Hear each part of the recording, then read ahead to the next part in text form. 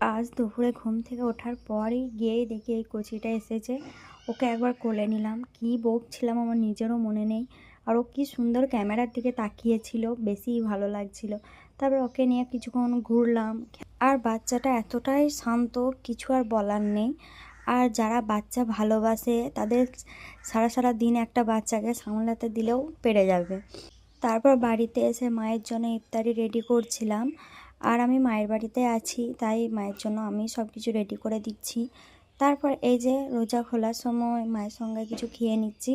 আর এই জিনিসটা আমার ভীষণ প্রিয় রোজার মাসে। তারপর চলে গেলাম উজু করতে। উজু করে এসে এবার বসে পড়লাম পড়তে, কোরআন তেলাওয়াত করতে। কিছুক্ষণ পড়লাম আর দেখতেই পাচ্ছ আমি মশারির ভিতর বসছি। এতটা পরিমাণ মশাগুলোর যদি ক্ষমতা থাকতো হয়তো মানুষকে তুলে নিয়েই চলে যেত।